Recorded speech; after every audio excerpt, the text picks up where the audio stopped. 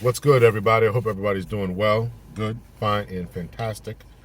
Thank you for checking out this video. I really appreciate it. So let's jump into it. Of course, make sure you hit that like button, subscribe, share, all that kind of stuff. If you have any video suggestions, then make sure you send them to me. All right. So I was thinking the other day about the difficulties and just kind of pairing up, and why is it so hard, and particularly as you mature. I don't want to make this for people older. I made a couple of videos about that already, but I really want to talk about just the general pairing up difficulties that we're having, and a lot of it has to go really kind of finding the perfect mate, finding that perfect person, right?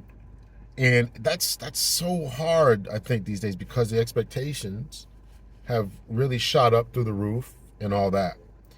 So I was talking to somebody the other day, and they were talking about just their diet routine, and I was just really kind of turned off. I mean, I'm just gonna be honest, I was just turned off. Like, what the heck, man? Just because it's people are living their own life, and it's hard to try to get someone to join in with your life and get on your program or get on their program, or to come together and meet equally and try to create a new program. So if you're into diet and exercise and working out, I mean, it's hard to meet somebody who's going to be into the same type of lifestyle, or they're going to have difficult, or even if they have that same type of thing, maybe they're not physically what you like. Maybe they don't have the same sense of humor.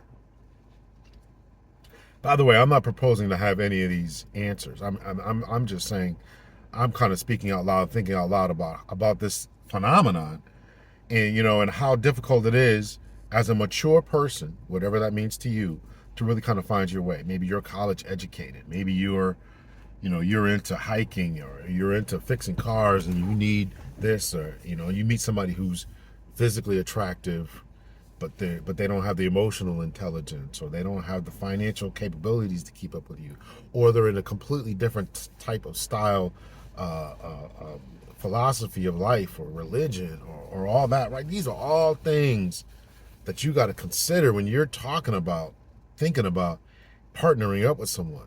And for me, diet, exercise, health is really important. And somebody isn't. I'm not saying you got to work out as many times a week as I would, but I am saying that should be a type of feature. And another thing is, how often they work out, if they work out at all, or even a big thing to consider is, are they doing it just for you? Right? I know people who join churches just to be with somebody else, or I know people who start a new diet fad for somebody else, or start dressing a certain way, or again, religious organizations, political organizations, right? All this creates a problem. All of this creates a problem within the dating spheres. Who's authentic and who's not. And I wanted to tie that into something else I want to talk about, but I'll talk about it here. Is this whole idea of growing apart. I'm not convinced that people really and actually grow apart, because if you're together, right, if you guys are really together, really doing the things you should be doing together as a couple, going to the movies, going to concerts, going to all kind of different functions, how do you really grow apart? How are you growing apart? I mean, if you're doing those things together. So I think that is one way to solve the whole growing apart phenomenon, is really just asking yourself, man, what? How much time, energy, and effort are we putting into this relationship? It's,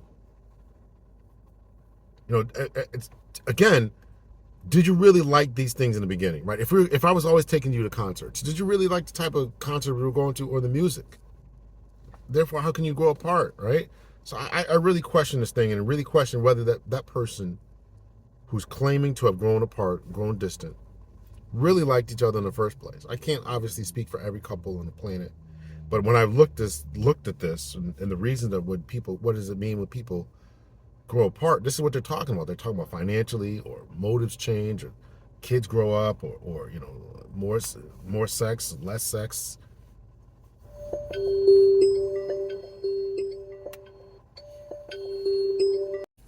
All right, sorry about that. I had a phone call. So yeah, so the whole growing apart thing. So I really want to pose this as a question. What methods are you doing to find your person, your perfect person? Is it possible? Are we looking too much? Are we thinking too much about happiness? All right, is happiness replaced stable relationships? Right, people are leaving because they are unhappy. People are filing for divorce because they're unhappy, and your unhappiness, as one guy said, much better than I can say it, that some people are willing to sacrifice their happiness for their families, and particularly said men are willing to sacrifice their happiness, right? They stop partying, stop going out with the boys for their family, whereas sometimes women will sacrifice the family for their happiness, right? There's a case of a woman who talked about leaving her marriage of 25 years because it was not too late to be happy, and the retort is always that if the guy was making her happy, or she wasn't this, that, and the other. But that brings up a whole nother bag of questions as to what can make you happy. Is another person responsible for your happiness, and all that? So that's a whole nother question about what it takes to be happy, what happiness means to you. Does happiness mean destroying the family, ripping kids away from their father, ripping kids away from their mother, doing all kind of crazy stuff, right? So all that. So I want to know what it takes for you to be in that place where you are, um, where you find that person who can meet all these different needs. And are we expecting too much from the other person? Sometimes we're looking for people to bring this to you. I want them to make me happy. I want them to do this. I want them to meet my needs, to financially support me, to lift up my life, and to be able to feed into my soul, and to all this other type of language and talk. But never the question of, what do you bring that person? What is it that you're going to bring? So the conversation ought to be, and ought to really start to refocus on, not looking for the right person, but being the right person. Being the right person. Going from looking for the right person to being the right person. And that is a much more difficult task.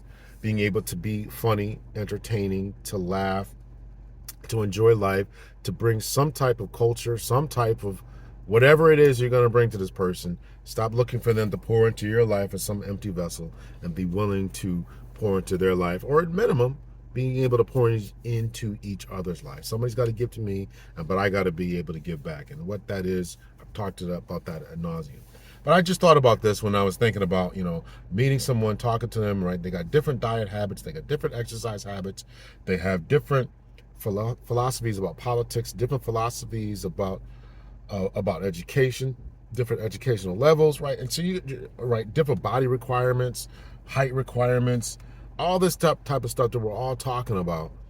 It's making it more difficult for us to really try to get that particular person who's going to meet every single need. And are we expecting too much? Are we expecting too much from this person, right?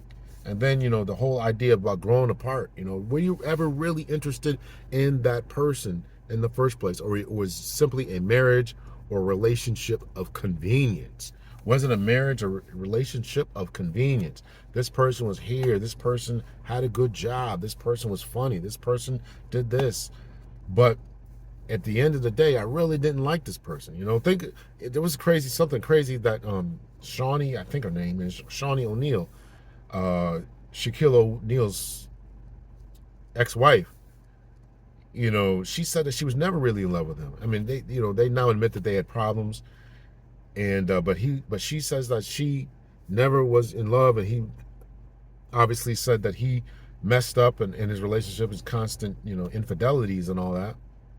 But she said that she was never in love with him. Could that have been because he was constantly unfaithful? Could it have been because he wasn't entertaining? Who knows what the reason could have been? But people want genuine love. The people want genuine love, and particularly for men, that's important. That you genuinely like me. That's, when you think about the marriage vows.